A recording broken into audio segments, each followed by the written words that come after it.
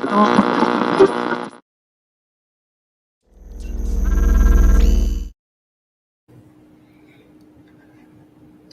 what's up, everybody? I hope you can hear me. I hope my mic is not muted. My name is Ahmed Dents. Welcome to the Ahmed's Voice podcast. Thank you for joining me tonight. I know you probably had a busy day, but we got some important stuff to talk to you about. If you miss any part of this live podcast, do not worry. I will have it reposted. Of course, it'll be here on Ahmed's Voice Facebook page. It'll be on my YouTube page. And of course, I will flip it around tomorrow and throw it on my podcast where you can download or stream it on Spotify, Apple Podcasts, Stitcher, Anchor Podcast, Google Podcasts, and all of that good type of stuff. Also want to make sure to tell you about a couple of events coming up this week. This is a real busy week. Tomorrow night, there will be a talk back with the cast and crew of Harlem Duet, a play I was able to take part of. We will have a talk back. Visit coronadoPlayhouse.org to get the link, or I'll throw it in the chat maybe in a little bit, but you'll see it on my social media. So make sure you take part in that. Also coming up on Thursday, San Diego Repertory Theaters, we are listening. I'll be talking to Sam White. She is the founder of Shakespeare in Detroit. So I'll be talking to her about her career, her venue, what's going on, get her thoughts on the current state of the performing arts and theater industry. And then on Friday night, I will be talking to Roosevelt Williams, who is the CEO, the president, and the founder of Young, Black, and in Business. You can check out all this stuff. You can find it on my Instagram page, my Facebook page. Not on Twitter that much, but I'll drop it on there at Ahmed's Voice. So tonight's episode, this is one of my favorite guests to have coming back. Every time we talk, we have a good time, and we talk the real. It's the age of COVID. We got a lot of stuff going on. The vaccines are rolling out. They say there's a fourth wave coming.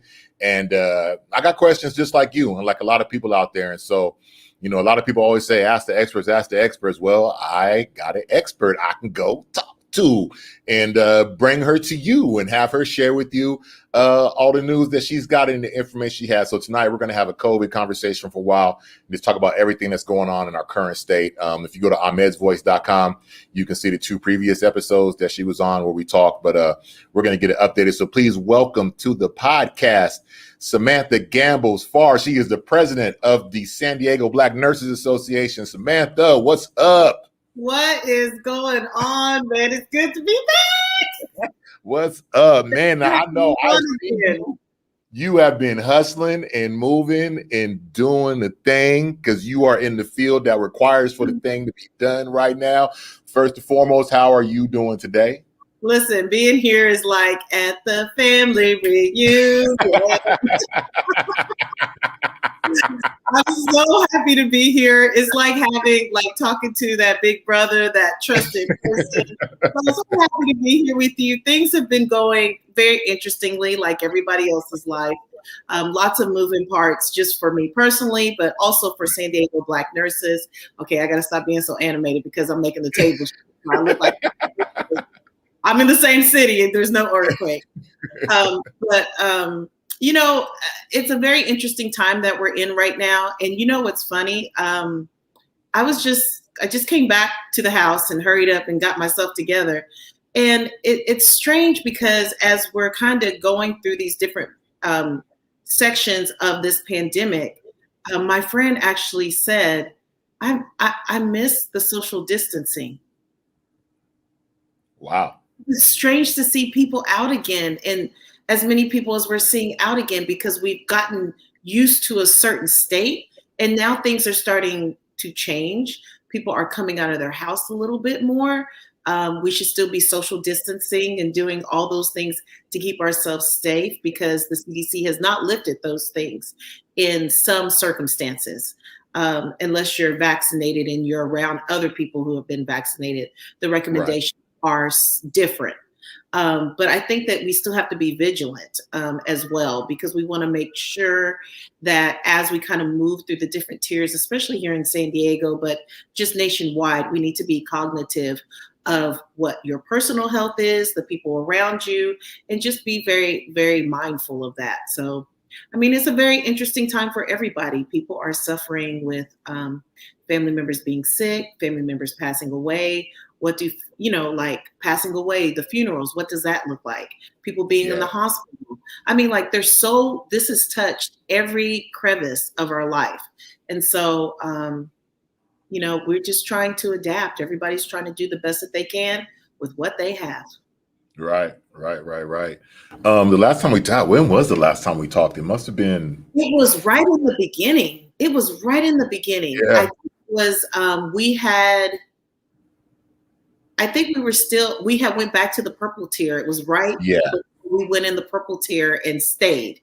We have been in the purple tier for a very long time. And we are now in the red tier. But, that does not mean take your foot off the pedal. That does not mean don't be mindful of the things that could affect you. Right.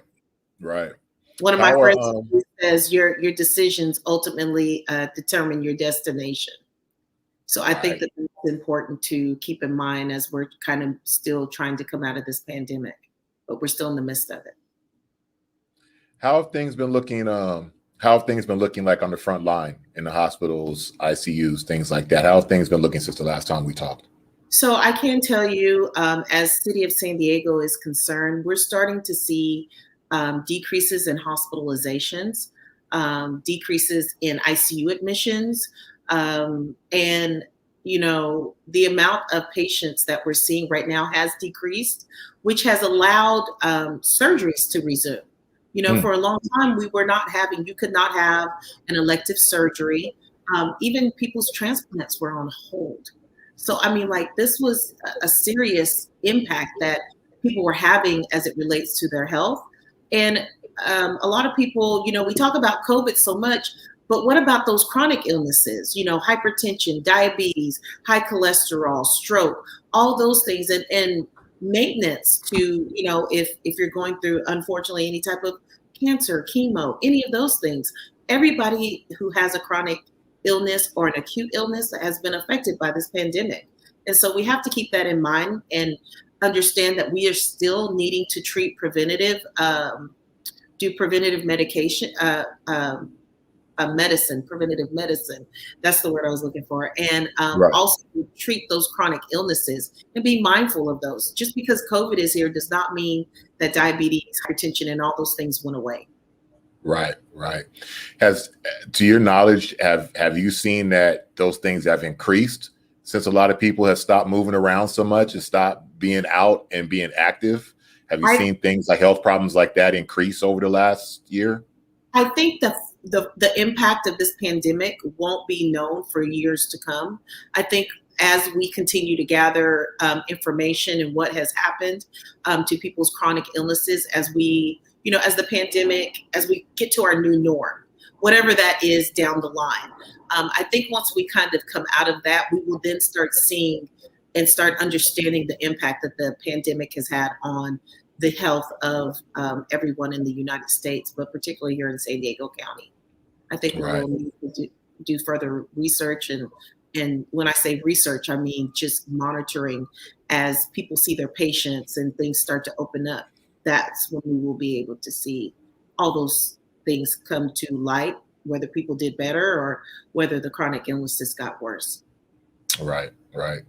No, I want to talk to you about vaccines because that's the big thing now as we've gone in, and I know so many people in my family and people that I work with who have been getting vaccinated, and but I want to get your opinion on what do you think about, especially here in San Diego, but overall, what do you think about the various iterations of school openings and the issues around? I mean, it seems like everything's different from district to district, and there's different models. There's hybrid models. Some are going fully back, some are not. What are your thoughts on that situation? I have to be honest with you. My daughter is 24. School age children and the transition, there is a big variance, and that's primarily led by local government. And I think that that's where the variance is coming from. What the school districts have decided in your particular area has a direct impact on what your school is doing. And that is where we have seen, variance, not just from state to state as well. I mean, it's that local government. And that's where understanding who are in those positions and those decision-making positions is so important, and understanding and having contact with them as well. I have to be honest, I don't know enough on that subject to honestly make a decision or have any discussion around it. So that's something that I would definitely have to get back to you on. Yeah, I would yeah. not dare speak about something that I have very little knowledge about. Right. And it just seems like that's the thing, right? Because there are so many moving parts to this. Like if you watch the news and you hear this talking head, that talking head, this person, it's like everybody has their wheelhouse that they want to be an expert on. But there's just seems like there's so many dynamics to this whole thing we're in, especially, and we're going to get into some vaccine talk, but the different vaccines, the availability or the scarcity, what one vaccine does versus another one, how long one can be stored versus another one, who's, eligible, for vaccines or anything like that.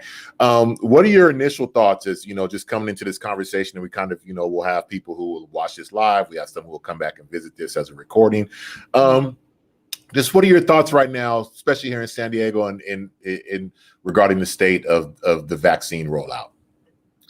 So the vaccine rollout, I feel like I have family that lives in other states. So I've heard but I haven't directly seen, but I've heard the type of rollout that has been happening in other states. I think that California has been trying to do the absolute best job that it can do. Considering that, there's no perfect answer when you don't know the answer in the beginning. As we're working through a pandemic, I've never lived through a pandemic, and no one else has ever lived through a pandemic that's here right now. And so the decisions that are being made with best practices in mind, previous immunizations, learning from history about how previous vaccinations were rolled out.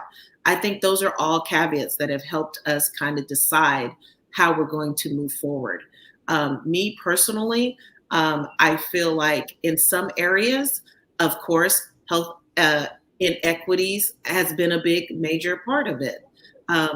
When you have vaccinations rollouts in areas where people have direct access to care, but you're not rolling it out in other areas where people struggle with health access, health inequities, and an underserved population. In my mind, that would seem like the place that you would start first. And then the place you would definitely start first is the area that is most highly impacted. And so those are things that I personally would be focusing on. So I think it's hard for me to be super critical of in some aspects of the rollout because people are making decisions with the best intent for the community. But I think that sometimes when you don't have diversity, when you don't have equity and inclusion sitting at the table with you, you lose sight of certain things that could be beneficial to the community overall.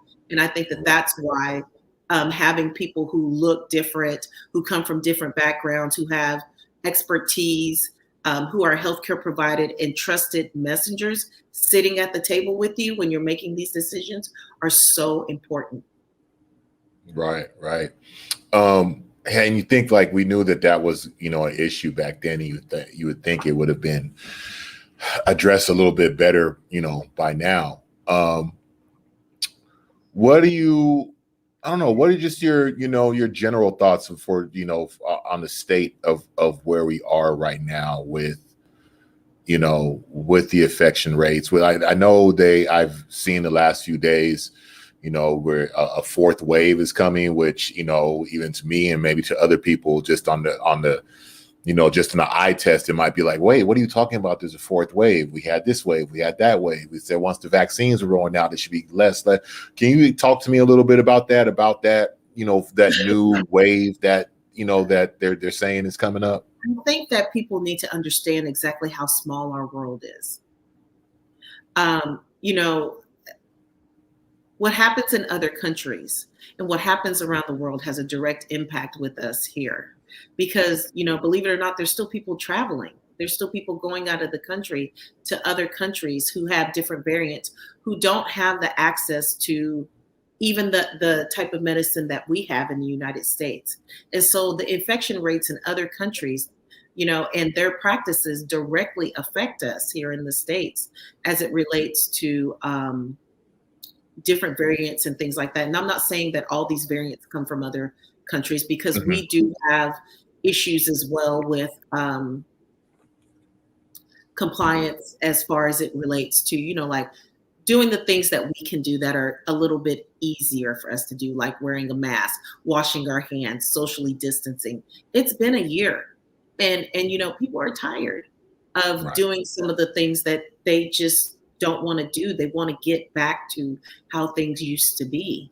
And so I think that overall, the concern over these variants that are coming from other countries or within the United States, wherever they're coming from, is that perhaps the people on one hand that have been vaccinated, and they've been showing what has been shown is that the people who have been vaccinated are not dying. They're not getting as sick. There haven't been large amounts of people who've gotten the vaccine who got COVID. And then you have this population of people who maybe have not gotten their vaccine for their particular journey, have made a decision not to get the vaccination. And so these are all issues that people can think about as it relates to how these different variants come into play, and then how they actually impact us local as a country, as a state, and then locally as a county. And so I think that that's one of the things that sometimes people may not take into account. What are some of your concerns at this stage right now, especially for the Black community? And I want to revisit, your relationship and what you do as San Diego Black nurses for everybody who, might not know or is not, privy to our previous conversations.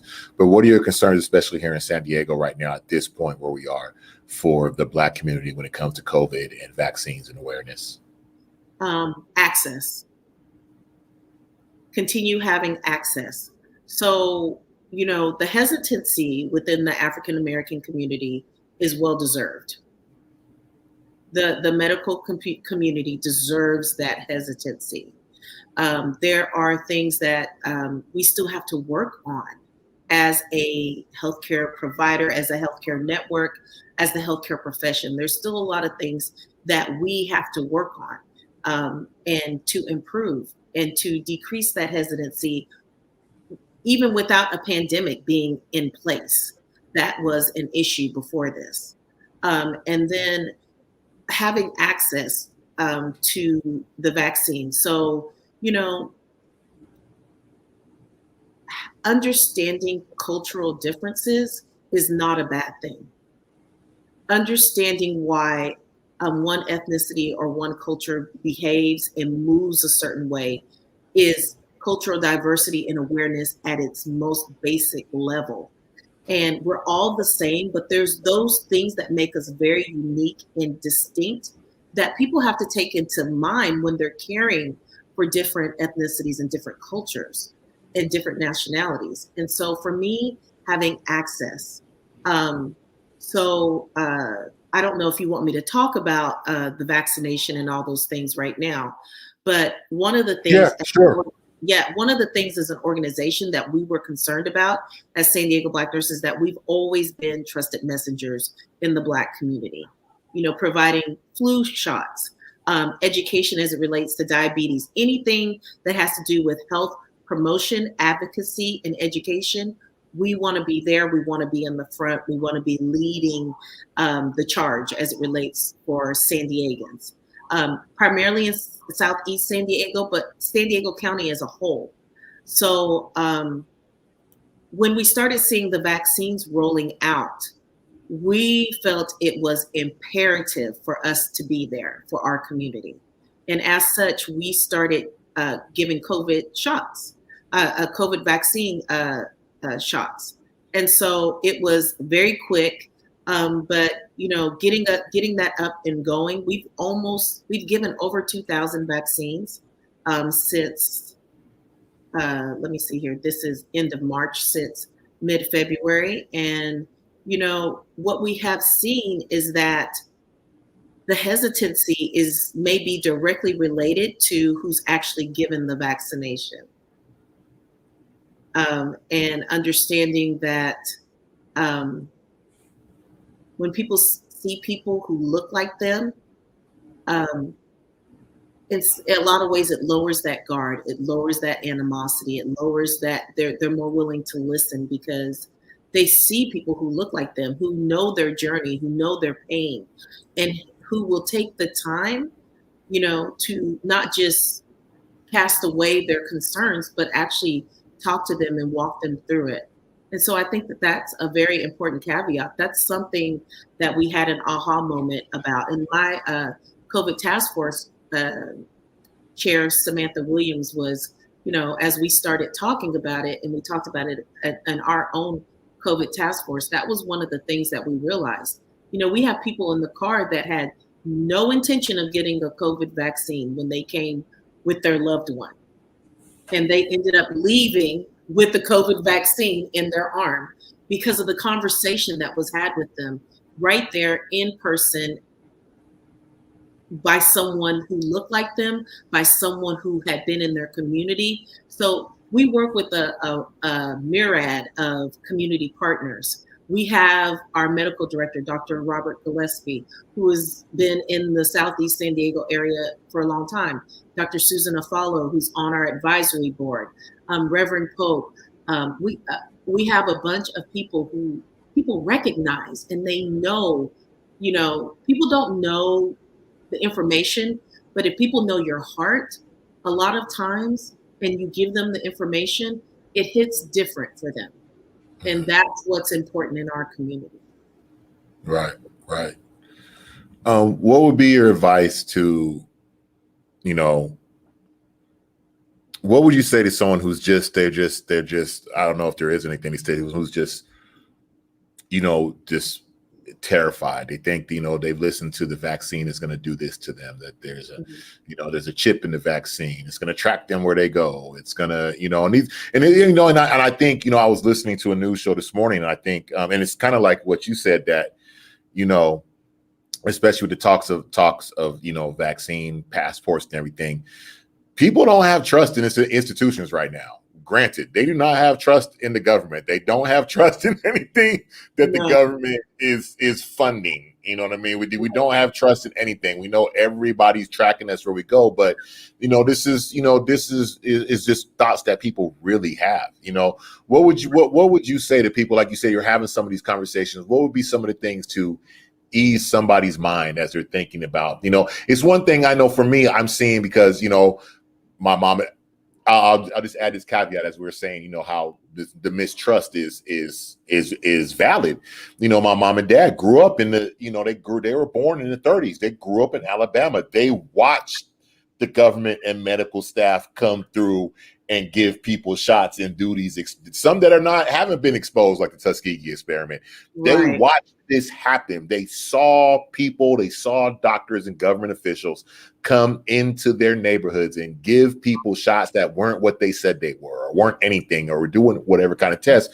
But at the same time, both my mom and dad have had both of their shots. They've had both of their vaccines. My aunt has had her vaccines. Many people I work with have had their vaccines. I know a lot of people who've gotten the vaccine. I just think there's just still that pervading, there's just that fear out there of the unknown. And I think a lot of it does come from the fact that people just don't trust our government, which is valid. And, and then once we hear that the government's who funded Operation Warp Speed and it's the government money, and then it's this, that, those fears come to, they're going to sit there right in the front of your brain. And one thing I do see too, is people who have fears of vaccines, they get labeled as anti-vaxxers, which is not completely true, because there are a lot of people who they go get other vaccines. They go get a flu shot. They get their kids inoculated. So you can't just label them an anti-vaxxer. They just are having thoughts about this whole situation we're in. They're having thoughts about a vaccine that has been authorized for emergency use. And for a lot of people, it's like, okay, well, it's been rushed. So what would be your, what would be some of your go-to things that you have to try to ease somebody's mind, or at least give them some facts that they can chew on to actually try to get this fear out of them? So I think for everybody, their journey is 100% their own. And I think the first thing that you have to do is acknowledge that. You have to acknowledge the journey and the thought process of someone else. Even to the fact of when we give our vaccinations, we have retractable needles. And if you're not a healthcare professional, you're thinking, did that needle go in my arm? Did you leave that needle in my arm? So doing simple things, even as pulling the needle out and let them watch you retract the needle, they see it go away. It's a safety mechanism. But we can't assume that people have the knowledge base like I do. I can't assume that people have the knowledge base that I do. And so most of the time it's meeting people where they are. And so for me, when it was time for me to get my vaccine, I took my vaccine day 2 when it came out. And my exposure rate to the vaccine to COVID was very high because of what I do. But for me, I had to make the decision on what's my exposure rate. And then because I don't know how I'm going to react if I got COVID. What we're seeing right now with the vaccines is that we're seeing people not dying as a result. We haven't been seeing people die if they got the vaccine from COVID. And I think because people don't know how they're going to react, if you have pre-existing conditions, like we know anytime you have diabetes, hypertension, and you get sick, it's worse. And that's not fantasy, that's facts. Because your body has to overcome the chronic illnesses plus the acute illnesses that it's going through. So I think you have to ask yourself that. If you are immunocompromised, can you really afford to get a virus that attacks your whole body and you're already fighting something already? So I also think for people who the tracking is something that most people, and then Operation Warp Speed. Just that terminology in itself gets people off the rafters. They did not want to have. What do you mean Operation Warp Speed? What do you mean? Like we're not standing for that. Oh, you rushed something? You rushed something? Oh no, right. No. It's not approved. But there's so many things, little caveats that people have picked up on. And you have to meet them where they are and provide them with the information for each individual issue that they have, and give and make sure that the information that they are receiving. Now, everybody believes who they believe, and there's just some people you're not going to ever convince them to get the vaccine, and they're well within their right. Isn't it wonderful that we live somewhere where that is your choice? But you still have to be safe. You still have to be safe around other people. And I think that that's the important part, making sure that you are doing your due diligence to keep yourself and your family healthy through whatever decision that you decide to make. So I've had lots of different conversations with people as it relates to the different vaccines, as it relates to the different things that they've heard, that Operation Warp Speed was not our friend. That terminology was not our friend, but it was meant to show that it was something that needed to be done. Time was of an essence. Right. Time was of an essence because lots of people have died. Right. I've lost family members as a result of COVID, people who should be here. It was, it's not me to say if that was their time because I don't have that power. It's his. But, where are they gone? Yeah. Yeah. So I think you got to meet people where they are and give them the best information that you have to give them.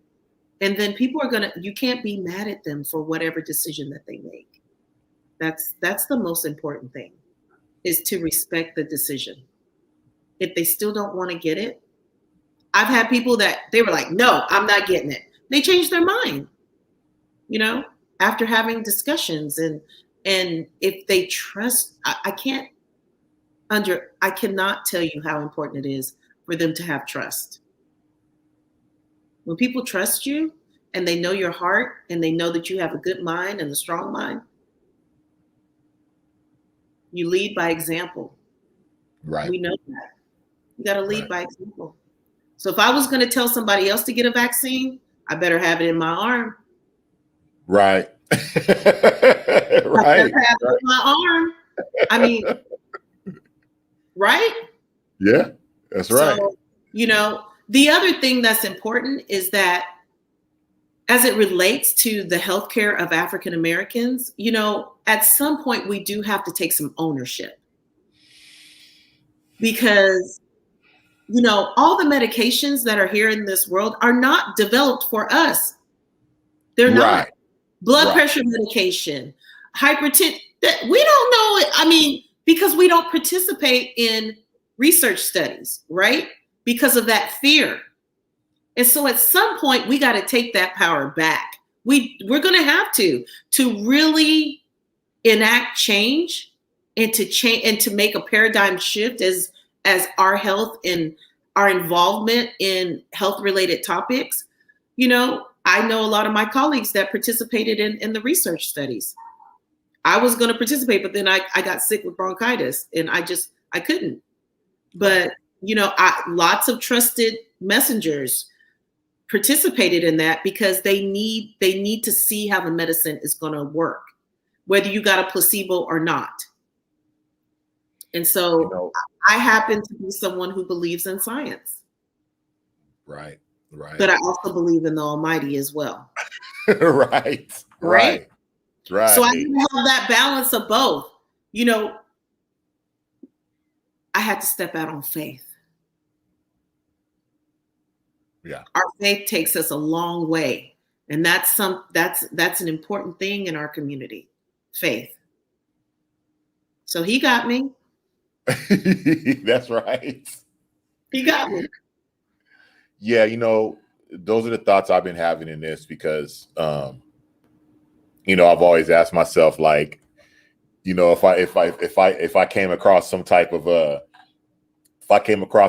new Tony Stark type doctor and he had these new prototype, new whatever super metal absorbing knees that were going on some type of trial basis, and knowing how much I love to run and jump but can't because I ain't got no more cartilage left. Like I've always said, like, oh, I might want to be one of the first people in line to try them out. Just, you know, but I think, you know, part of those thoughts that I'm having is because, you know, we are on, you know, the spirit tip. We are on the spirit. You know, all of us alive today are on the spirit tip of humanity. We're on the edge of whatever is new coming for humanity.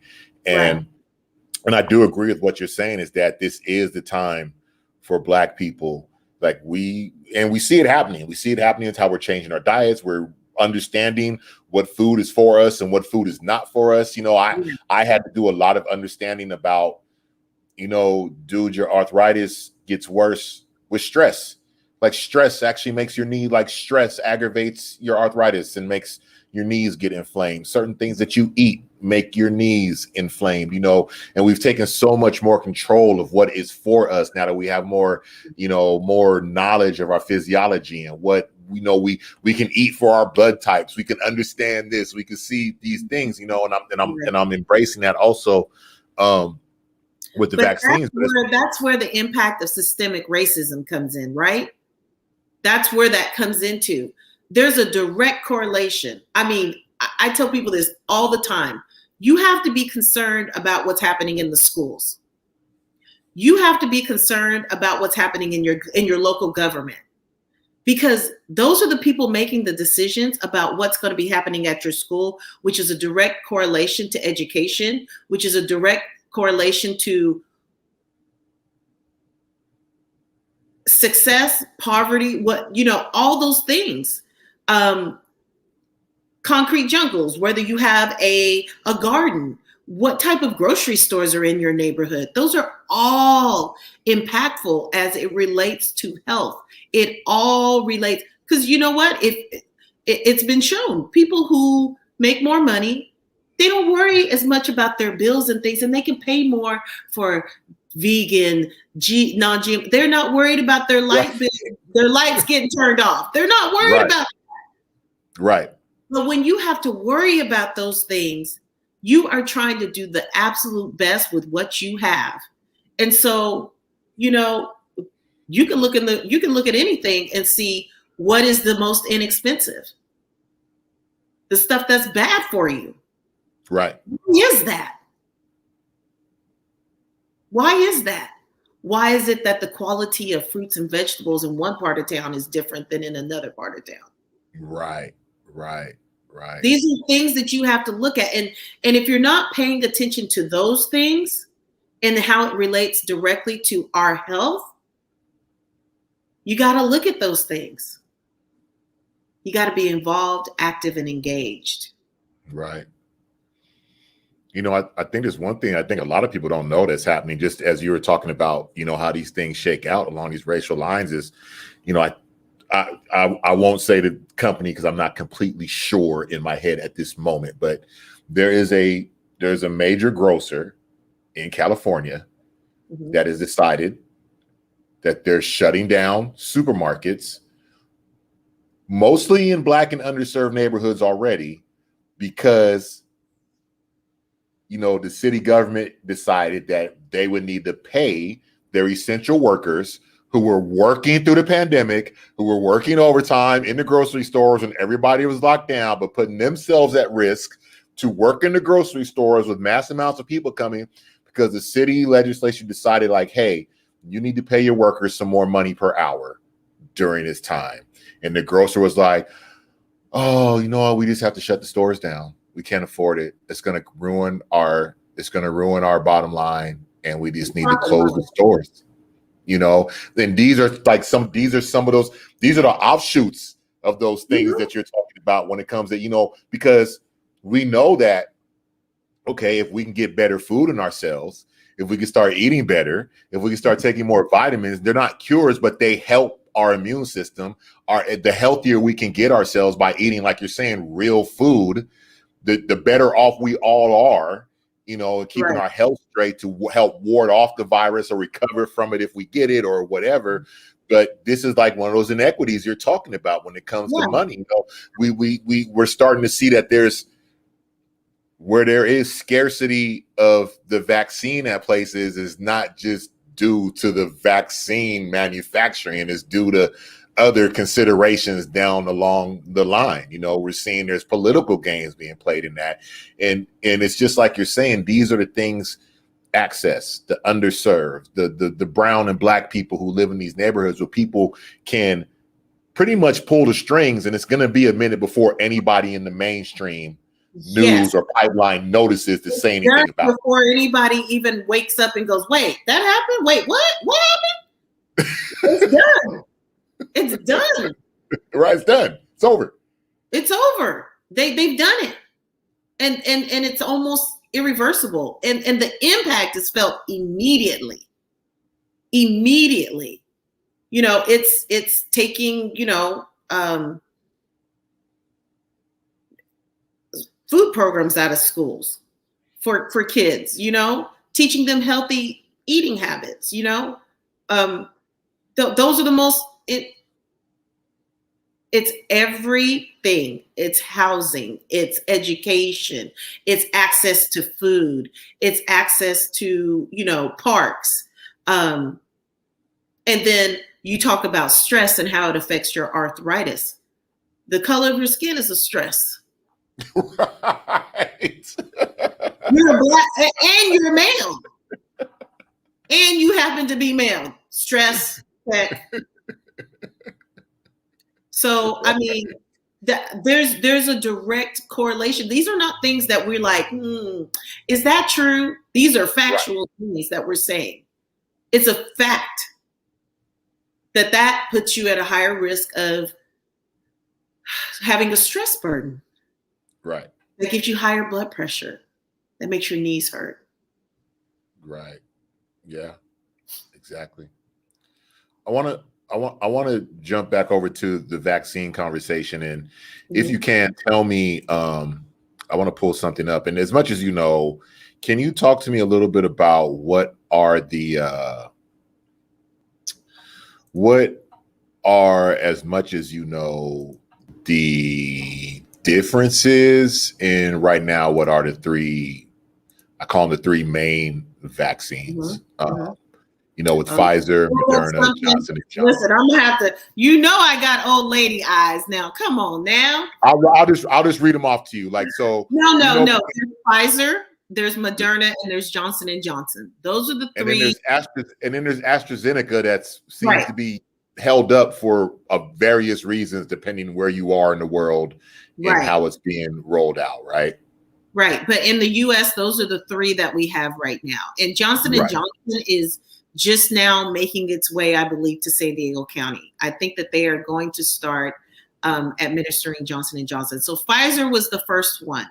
And just like in everything, usually the first one is the starting point, and then we start to improve as it relates to portability, storage, not necessarily efficacy, not necessarily.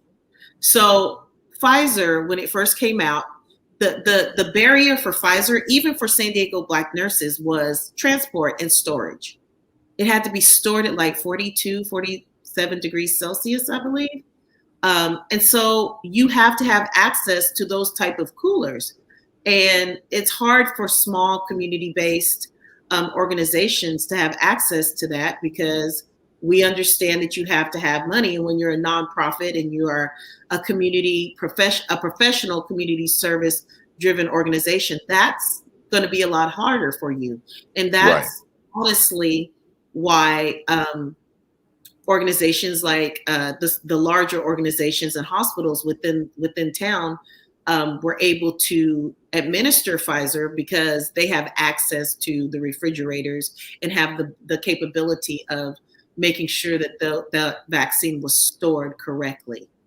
Right. So that was Pfizer when it came out. Then we had Moderna, and that's a 2-shot vaccination. Okay.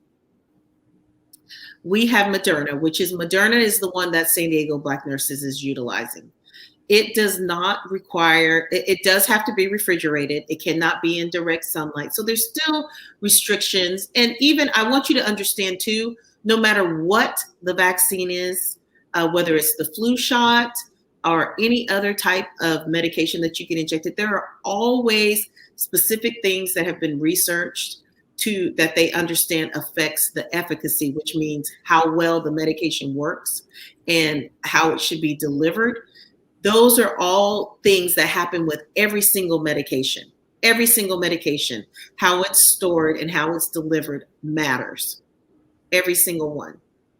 And so Moderna is a little bit, it's something that community service driven organizations like mine, the San Diego Black Nurses, was able to finally jump in and hit the communities that they serve, because now they could buy a cooler that provided that cooling agent time that was needed for that vaccine. And that's when you started seeing this shift of more smaller organizations going into their communities and providing the vaccine. And so that was an improvement on Pfizer, because it allowed trusted messengers who are not large organizations to then go into their community and be the trusted face. And so that's why Moderna was so important, to make that shift. And that doesn't mean that Pfizer was bad. I got Pfizer. It doesn't mean that Moderna's better. The efficacy is variable as it relates to both of them, which means how well it works as far as percentage-wise and the research that has been done, okay? And then we have Johnson & Johnson. And the importance about Johnson & Johnson is because it's a one-time injection. So for organizations or for larger organizations, the rescheduling of that second appointment is vital for Pfizer and Moderna.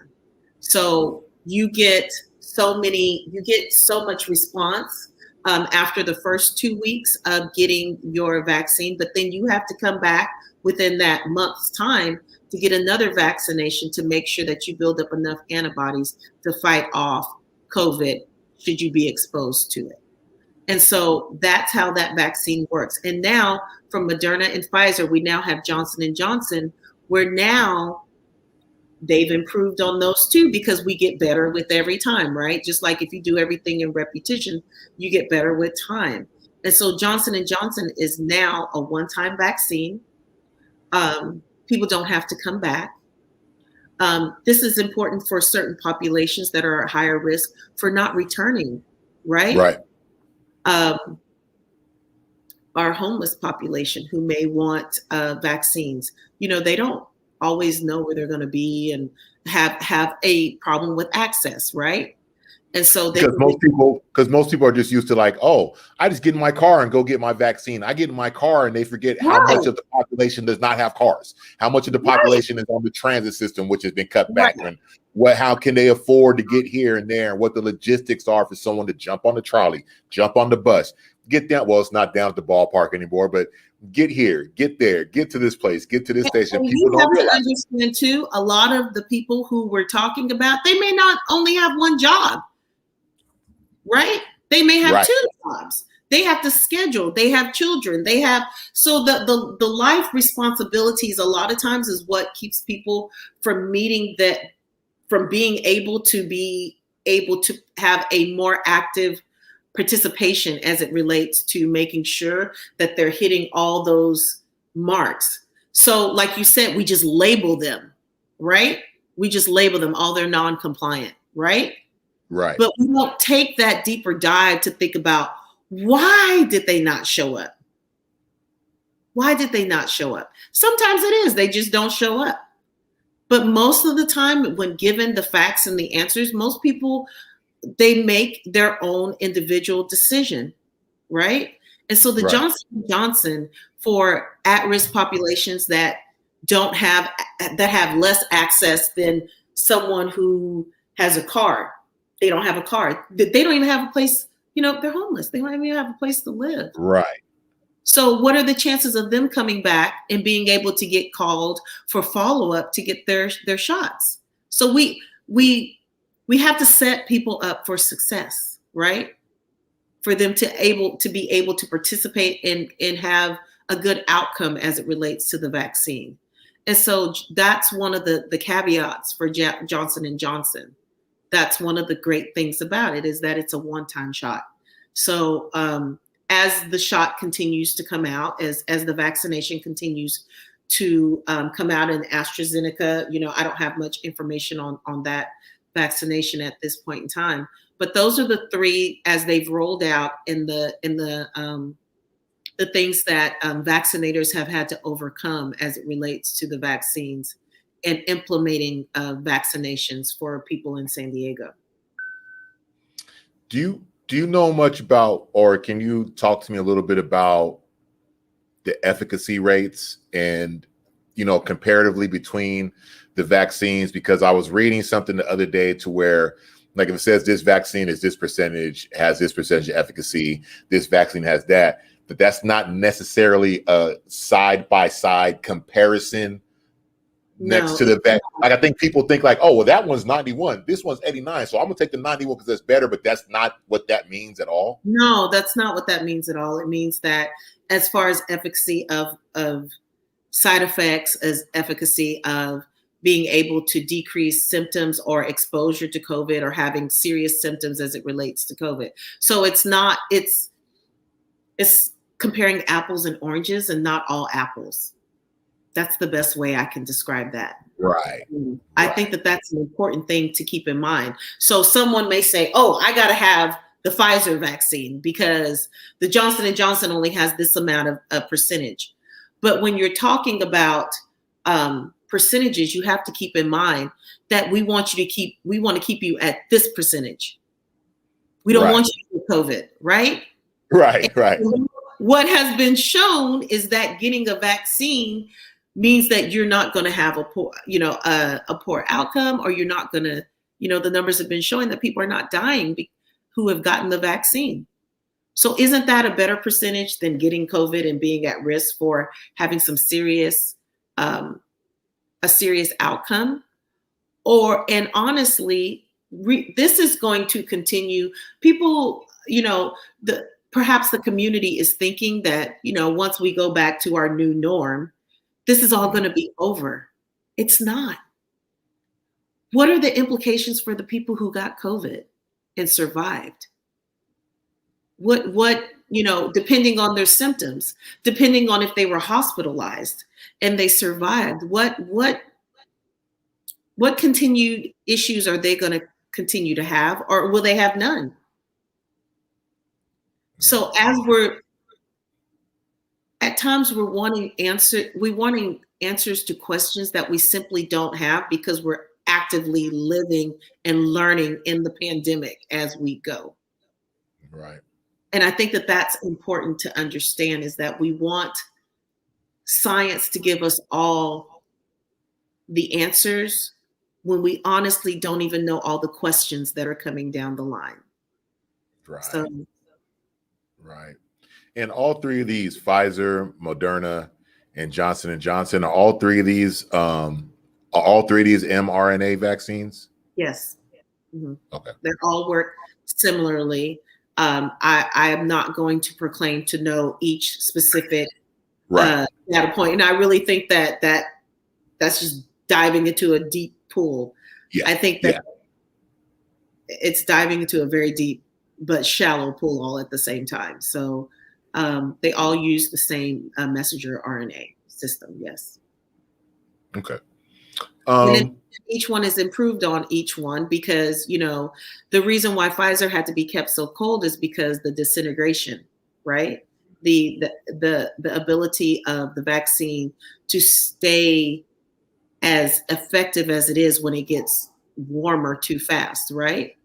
And then Moderna changed that. And then Johnson & Johnson has improved even more on that. And then we'll see what else comes down the line. But they are all similarly based because they're all using the same technology and information. Right. Right. Let me get your thoughts on, especially here in the San Diego area, two things that I think, again, as we're talking about underserved communities and under-recognized communities, like the obvious one, especially in San Diego, is always like, the homeless population, and then we've seen in the last weeks, the convention center has been shut down. It was going to be, as they shut down the super vaccination center at Petco, because it's opening day tomorrow or in 2 days or something like that. So they shut that down, and therefore they moved. Because I thought the original plan was they were shutting that down. They were going to move the vaccination center into the convention center, but then they changed that because they had to bring the migrant girls in to the convention center. I can't even remember where they moved the homeless at now. I think it's right over here. I think it's right over here in the complex over here at Golden Hall. I think it's right over here at the complex right here downtown.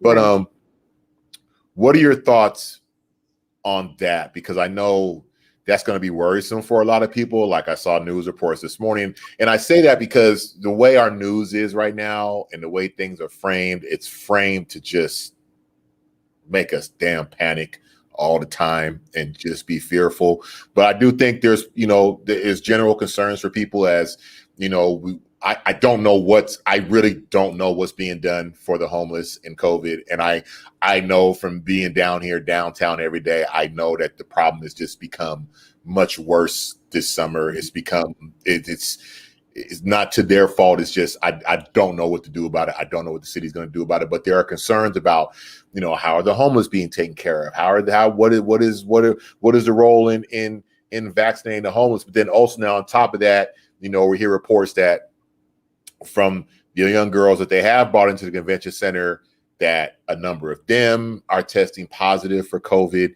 What are your thoughts on those two, or one of those two things, just generally, just your personal opinion or thoughts on those things? I think that that's where having the Johnson and Johnson vaccine could be very useful at this moment in time, right?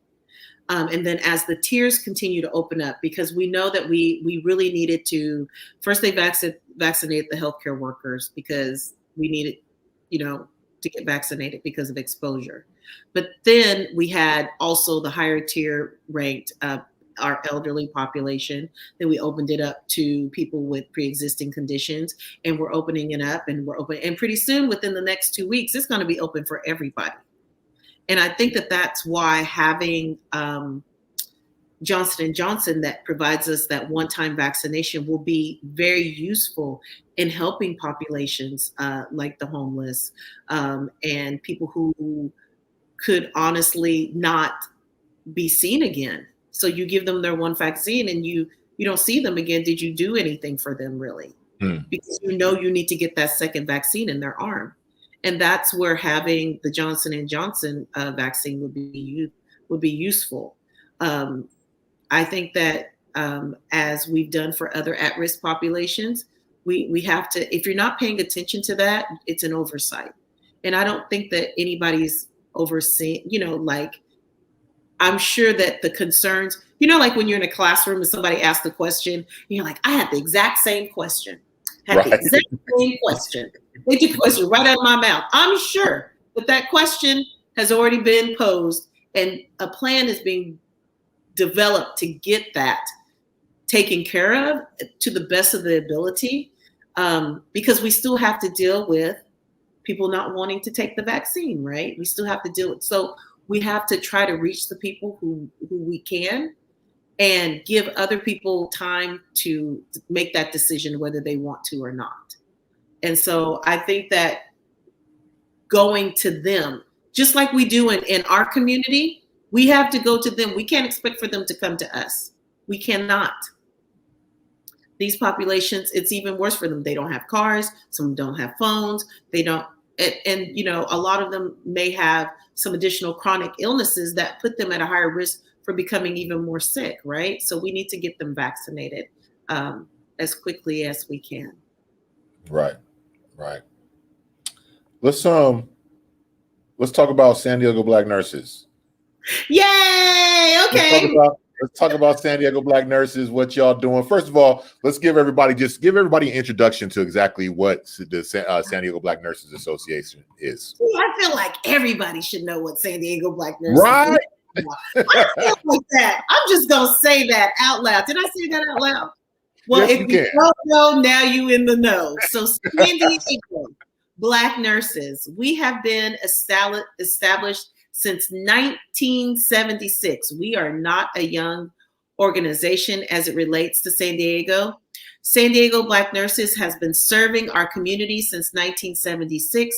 We are an organization of nurses, student nurses, RNs, LVNs, advanced practice nurses who are nurse practitioners, certified midwives, nurse anesthetists. We have nurse researchers. We have people who have their PhD and their DNP. So we are a group of highly skilled professional men and women who are dedicated to the service of decreasing health disparities in the African American community and those underserved populations.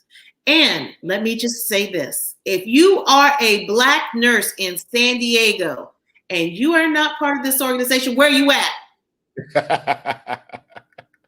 It's time for the Black nurses of San Diego to come home. That's right. I'm going to say that again. That's right. It's time for the Black nurses who are living in San Diego County to come home. Your community, your organization needs you. We need you. We need the manpower. We are better together. We know that. We all have the same interests. Can you imagine if we all just did one thing for our community once a month, the impact we would have, the mentorship of each other, of our communities? So I'm gonna get on my soapbox right now because you done gave me an open platform, which is something you. Let's do it. Let's go. Let's do it. I am passionate about this organization. This organization, our founder, Miss Lottie Harris, was at our COVID vaccine at Bayview. She was there. And if our founder can show up, please, why aren't you there? We need you. We need your expertise. We need your knowledge. There are so many wonderful, dynamic, and Black male nurses. I'm really going to talk to you.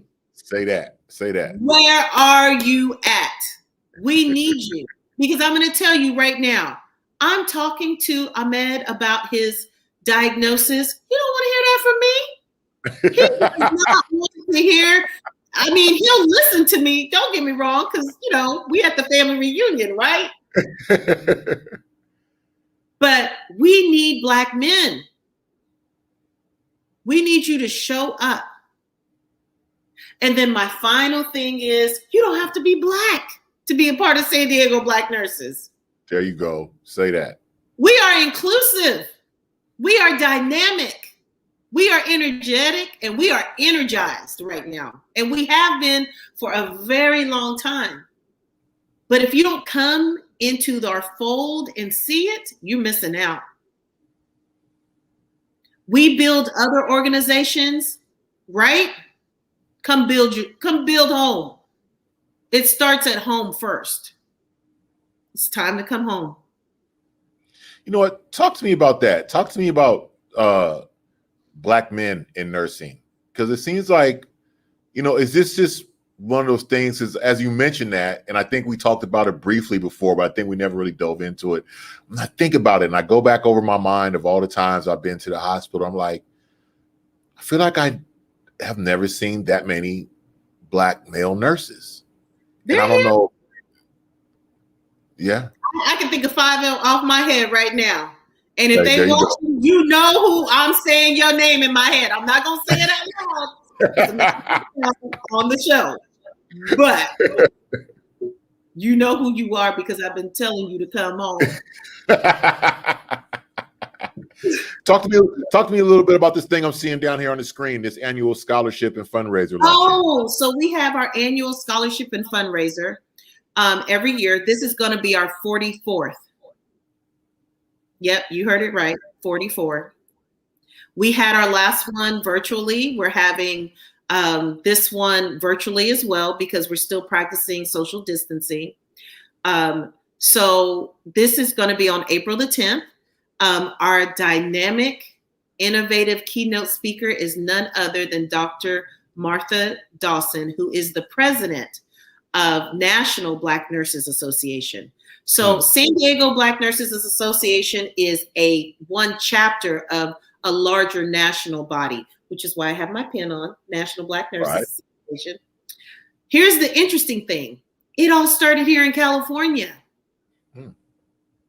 The Council of Nurses in Los Angeles and the Bay Area Black Nurses. Those were the 2 first chapters in the National Black Nurses Association. It all started right here in California. West Coast is the best coast. We know that. Right? That's the native San Diegan. Look. That's right. See, yeah, let them know. Yeah, you got native San Diegans in the house. Yeah, you know what's up. You know what's happening. You know what's up on the west side, But this is our scholarship in luncheon and fundraiser. And so Dr. Dawson is going to be there. We are going to talk about the people in nursing that you don't hear about, the people that look like us. We hear about, Florence Nightingale and the mother of nursing and her contribution to nursing. But there were so many, Black history is history, period. Can't say it any stronger. And so it's important for us as a community to know who these nurses were and their impact on community health and even things that we do to this day, and the pioneers who have shaped us and put us, the fact that I'm sitting here, the simple fact that I'm sitting here. We all came from. We don't hear about that. We don't hear about professionals, the Black professionals throughout the history of the medical, just any medical anything. We never really hear about the you don't hear about it because we weren't allowed to take credit for our knowledge, right? Right. We weren't allowed. It was taken from us, and someone else got to claim that for their own. Right. The first professional nurse, the first all these for the Red Cross. Those were things that Black nurses helped institute. The whole reason why San Diego Black nurses and why National Black Nurses exist is because the voices of our community was not being acknowledged. And so Black nurses and Hispanic nurses and Filipino nurses and Native American nurses, you name it, all broke off to address the issues within their communities. So when people ask me, why do we need a National Black Nurses Association? Why don't we all just come together? I'm like, do you know your history? Right. Do you think that the segregation and the racism that happened back then and still continues to this day does not impact nursing? Of course it does, because people bring it with them. So San Diego Black Nurses needs their nurses. We need our community to love on us. Because we love on you too. Right. Because we're family. And so our tuition, so there are benefits to being a member. We're not just going to work you to death, I promise. There's brotherhood and sisterhood that develops. There's a sense of, let me tell you, when you give somebody their vaccination shot and they start crying, when someone is saying, God bless you, I didn't want to drive all the way to that other place because I went there and I looked around and I got out of the line because it didn't set right with my spirit. When people tell you things like that, it empowers you to continue to do more and want to do even more. Those are the things that drive the members of San Diego Black Nurses, because we know the community loves us and we know that we are helping them. And when you know those two things, when you find your purpose in life, there's nothing like it. That's right. Everything else is simple. Right. Simple, right? Once you find it, once you find that purpose, the reason we are all just looking for our purpose in life. It's like Eric Thomas always says, like, what's your why? When you find out your why. Your why. Like when you know your why, you won't need an alarm clock in the morning, right? Like, nope. You pop up out of bed on your own because your purpose drives you. It's like a battery in your back. You can't shake it out even if you wanted to. Right. And so when people go into healthcare and these types of professions, their purpose is service. Their purpose is caring, empathy.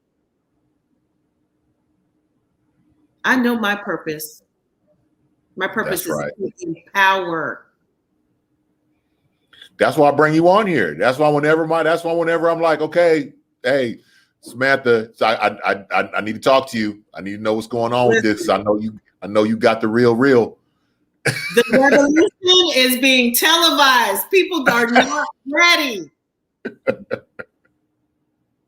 I didn't pick this. Listen, this was not by accident. Right. It's with purpose. Right. Living my best Black life right now. That's right. The best. And I'm looking on the website and I see there's tuition scholarships applications, nursing scholarships, student scholarships. If you're a student and you've never been a nurse before, you could get a scholarship to become a member. But there's a sense of community, family. Yeah. Yeah. We work together, cohesive. And what were, I know everybody in the medical field is, COVID took a lot of the resources and time and the bandwidth, for everybody. But that seemed like even in my industry in theater, it's like everybody was, we were all on track to do this thing, and COVID kind of came and shook everybody, shook every profession, every field, shook it. Well, maybe not the people who deal in the stock market. They seem like they've been rolling just fine. But for the most part, we've all been, hey, it is what it is, right? But for the most part, we all got knocked off course a little bit. How is that? What did that look like for San Diego nurses when COVID came up? How did that look for you guys as far as where you were going and how that, made you take a left? We had an education conference scheduled. We were going to do our first ever education conference, and we couldn't do it. People were concerned about, are they going to have a job? What's happening? People were scared. Membership went down. Our revenue is a direct reflection of our membership. So, everybody, people were scared. Right. And when people get scared, they tend to just sit in place. But we were still having meetings. We had started, interestingly enough, the process of Zoom long before COVID started. We had a Zoom account. And so people were getting used to Zooming because we have members that may be sick and shut in. Maybe you're not feeling well that day, but we still want you to be able to come to the meeting and know the information. And so we were doing Zoom from our meetings and our in-person meetings. So when COVID hit, the transition wasn't that difficult because people had heard the word Zoom before and the links were already being sent out. So it was just educating, some of our older members, they got tutorials from the younger members who called them and walked through. I went to someone's house and through the gate was like, okay, you push this button right here. With the mask on. We both had our masks through the door. And okay, push this button here. Okay, let me see you do it. The next meeting, guess who was on the Zoom meeting? Right. That's right. So you support each other through, and COVID really affected us in that way. But one of the most beautiful things that it actually did was, as we have started vaccinating our community, it has reinvigorated the fire. The fire is like a burning torch. Oh my goodness. Right. Computer saying it's gonna die on me? No. No. They always say you have your computer plugged in when you do these things, right? Right. Don't worry. Rookie mistake. Well, look, I don't want to keep you too much longer because I know I see what you're doing. I see how busy you are. I just want to touch base with you, and just get your expertise and, the things I think about, I know other people think about. This is why I have these conversations, because it's like you say, we all have gifts, right? And Miss Maroney told me when I was in the 7th grade, I'm actually going to do a podcast on Miss Maroney and teachers and how important teachers are, because Miss Maroney was the first person to ever tell me, and I was like 13. I didn't know what she was talking about. She was the first person to ever told me, when you grow up, you should go into broadcasting.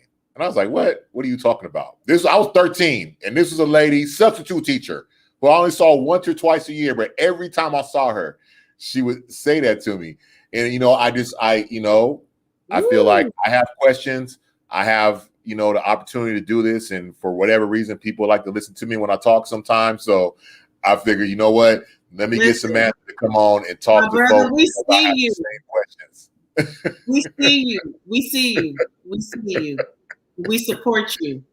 And well, look, I support you. I support what y'all do because y'all have got a hard job. You know what I mean? I've gone to get tests a couple of times, and I'm like, man, I wonder.